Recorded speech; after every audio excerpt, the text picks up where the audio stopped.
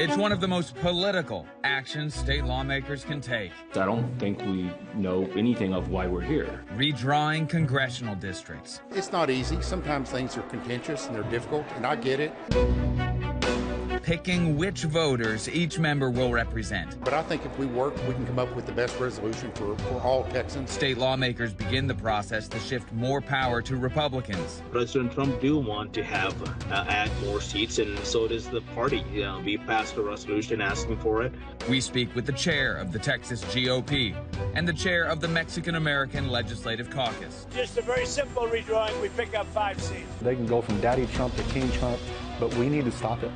And people need to say, I don't care to be on the winning team if this is the way we have to win. This morning, a look at how Texas may determine the balance of power in Washington and the future of the Trump administration.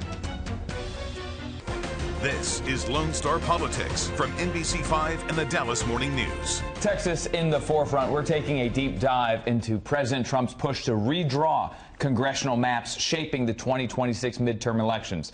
It stole the attention from other issues in Austin as the special session now enters week 2. Good Sunday morning. I'm Phil Prazan from NBC5. And I'm Gromer, political writer with the Dallas Morning News. Redistricting. Redistricting is the process of drawing electoral district boundaries. In most states, including here in Texas, redistricting is the responsibility of state lawmakers, and it is typically done every 10 years following the U.S. Census. Gromer, let's catch people up with how we got here. In 2018, that close election we had sent the signal to Republicans that the state was trending more competitive. So after the 2020 census, Republican lawmakers did not try to eliminate any Democratic seats. Instead, they played defense, shoring up their own seats and leading to big wins, but no new seats for them. That convinced some they were being too safe.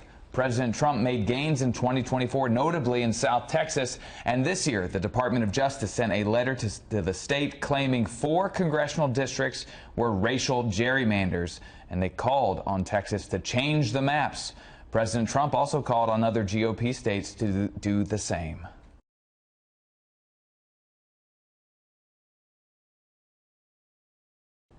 Republicans already hold 25 of Texas's 38 congressional seats. With 5 more seats, Gromer, almost 80% of Texas voters will be represented by the GOP, while Trump won 56% of the vote in 2024.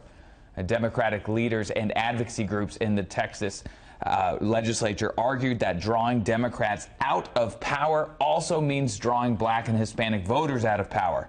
That's a line Republicans always reject and fight in court.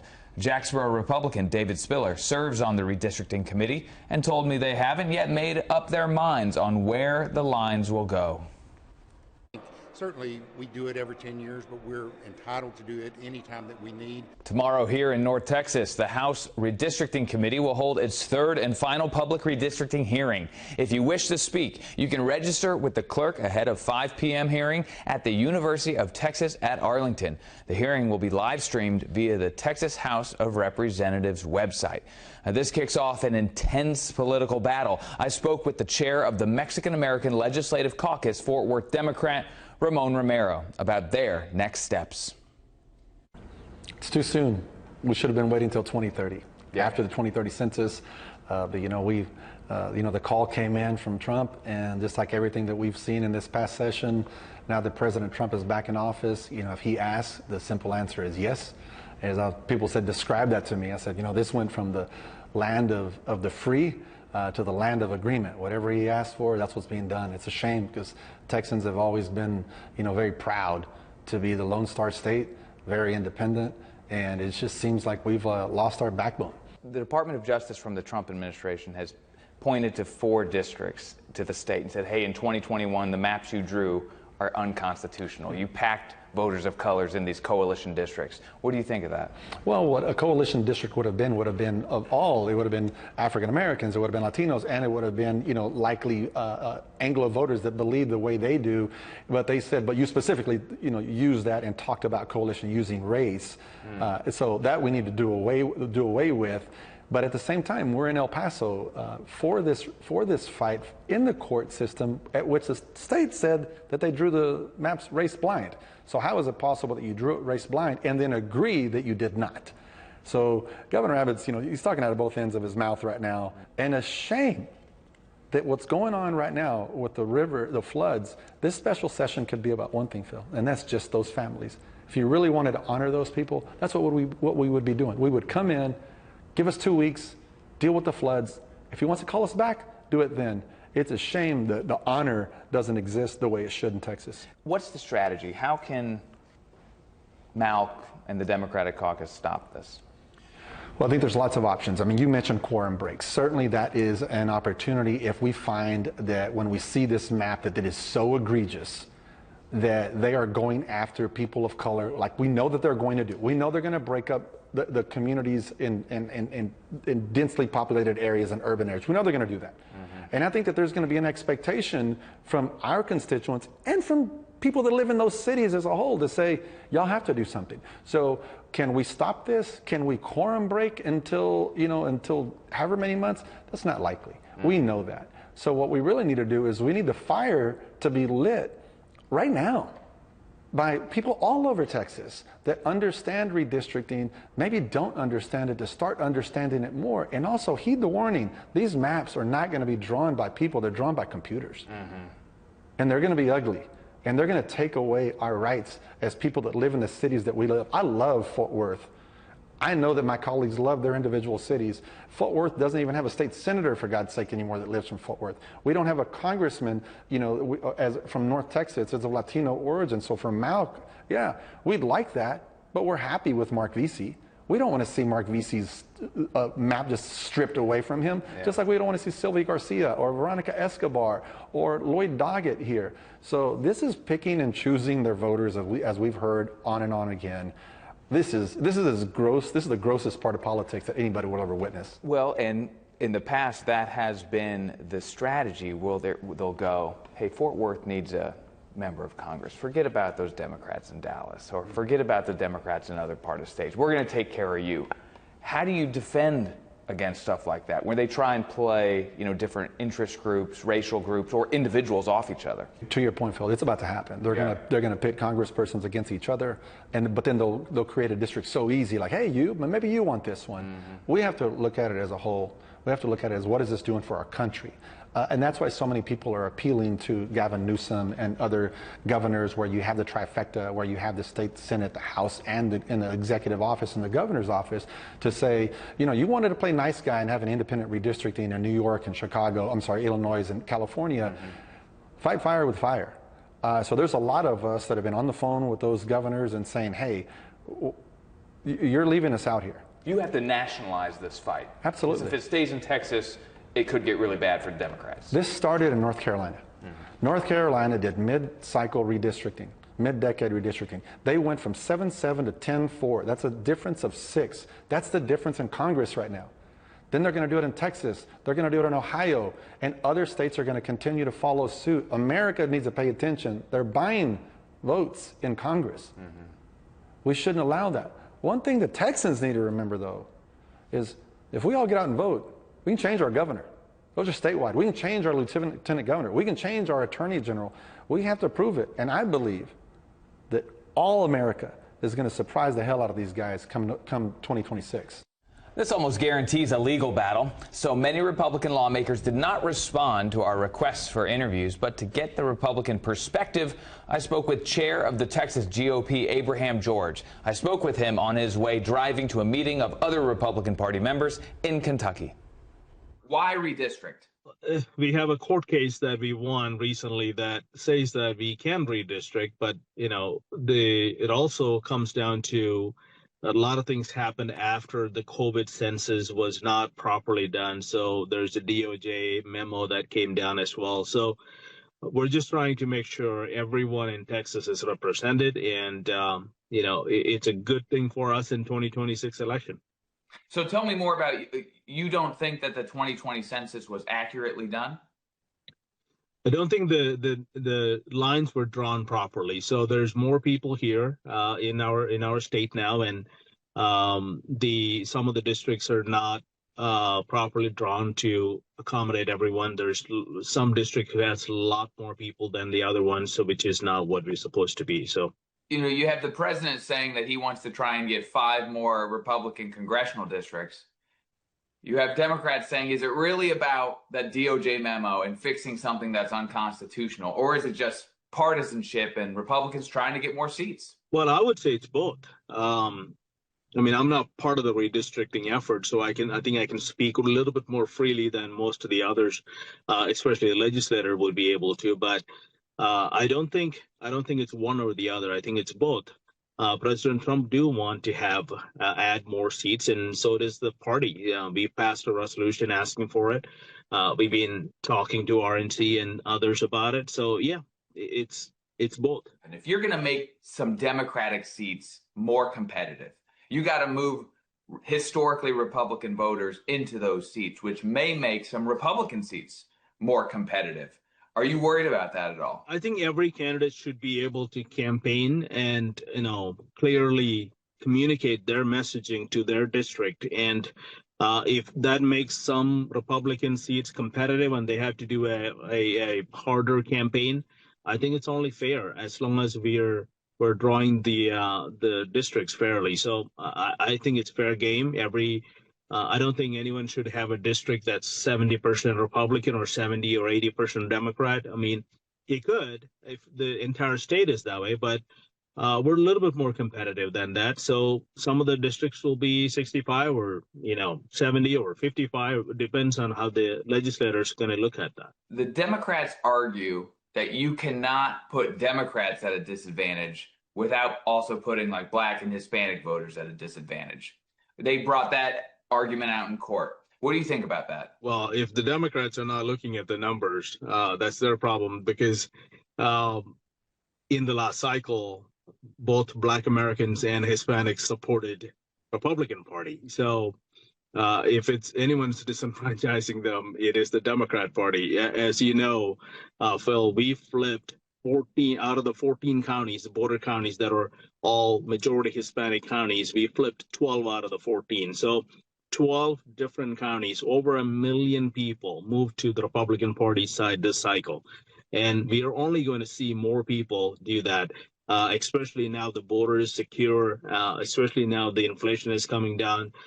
President is talking about cutting the interest rate. So the economy is going to get better over the few months. And I think there's going to be more Black Americans, more minorities, Hispanic voters is going to be on our side than on the Democrat side. So it really is not a real talking point for them anymore.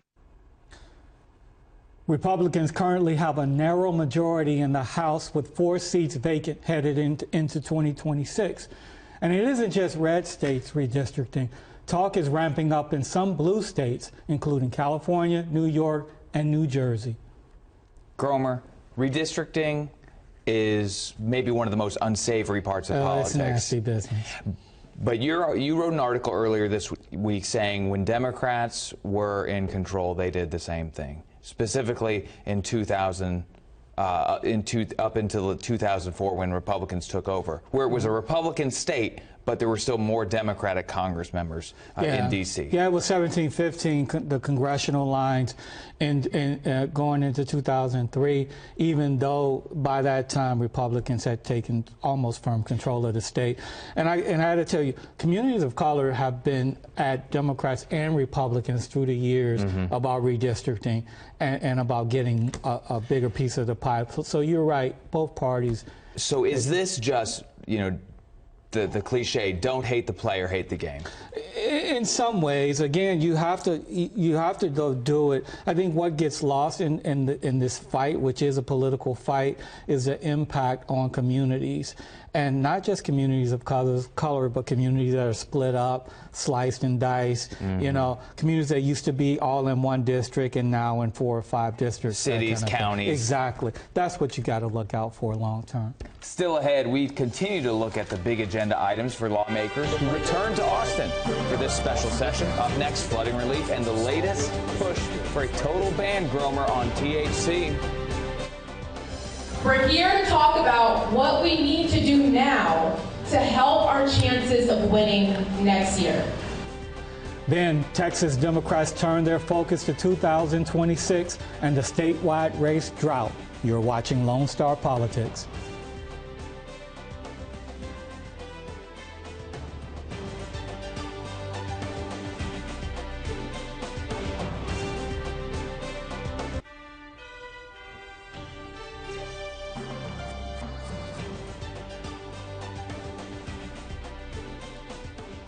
Recovery efforts continue in Central Texas after those deadly floods, and state lawmakers work on how to better respond to future disasters. So lawmakers back recommendations from the state's Chief of Emergency Management, NBCDFW. They include new requirements for volunteers and emergency managers, along with new communications processes across the state.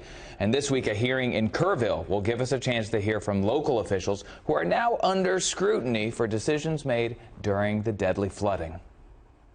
Feels a little like Groundhog Day. Texans don't want a ban. We want fair policies. We want to protect consumers. We want to prevent underage access. Also on the table in Austin, Senate Bill 5 cleared and is headed to the full Texas Senate. It would ban in Texas almost any THC product derived from legal hemp, including some that are legal on the federal level. And it's similar to a bill vetoed by Governor Abbott last month. The bill moved forward following a 7-hour hearing, Gromer. Last week, Governor Abbott says he wants to work with lawmakers to create a framework that allows those over 21 to access heavily regulated, non-intoxicating levels of hemp. We've talked about redistricting and flooding relief and recovery and THC, but those are just 3 of the 18 items on the special session agenda. The session cannot run longer than 30 days. However, there is no limit on the number of special sessions Governor Abbott can call. Gromer, can they get through this before August 23rd, all 18 all items? 18? No way. Because the flooding is going to take time. THC, we don't know what will happen with that. They may run out of time if they can't reach a compromise. And then you have redistricting. If there's a quorum break, then there goes the session. So I don't think they get through all 18. No matter how many special sessions they have. It's just too much on the agenda. But red meat needs to be on that plate. We'll see what else they throw out, they work on. Yes, sir. Still ahead, the devout Christian looking to help turn Texas blue, so he says. Representative James Tallarico goes viral following an appearance on Joe Rogan's podcast. We'll talk about it right next.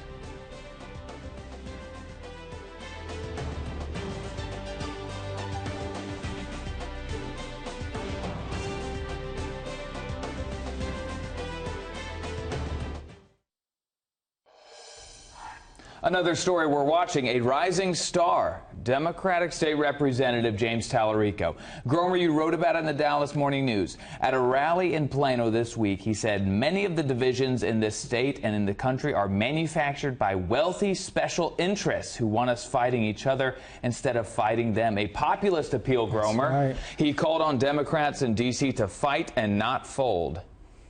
Imagine a Democratic Party that delivers on housing, health care, education, and actually defeats the right-wing extremists who have taken over this country. Tallarico has been making the rounds. In a recent appearance on Joe Rogan's podcast, Rogan told him to run for president. But Gromer, let me be skeptical here. Every year a Democrat gets a lot of attention. No. Every year we hear maybe this year, a Democrat will win statewide. And it never happens. Right. Yeah. Am I wrong here? No, you're not, because there's so much to do to win statewide. This is a Republican-leaning state. So you got to fire up your base, plus appeal to soft Republicans, independents, and crossover voters.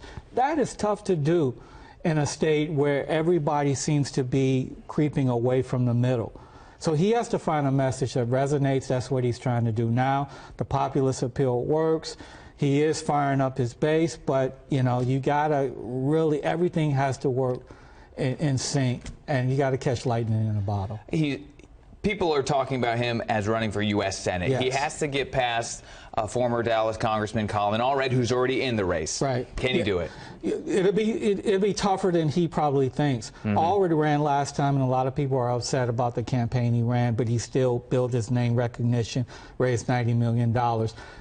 A lot of people don't know Tallarico outside of Austin. So even though he's gone viral a few times, he still has to build that name recognition, and that'll be tough in a big state. And, you know, a lot of this reminds me of the hype, early hype around Beto O'Rourke. Yes, that's and it didn't end well for Beto O'Rourke. And do you think it will have the same thing here? It didn't end well for Beto, but it was close, 2.6 percentage points within winning. That's a nice race. So if Tallarico can do that or replicate that, that's a building block. That's all the time we have. Stay tuned for Meet the Press with Kristen Welker. Thanks for joining us, and we'll see you back here next Sunday for more Lone Star Politics.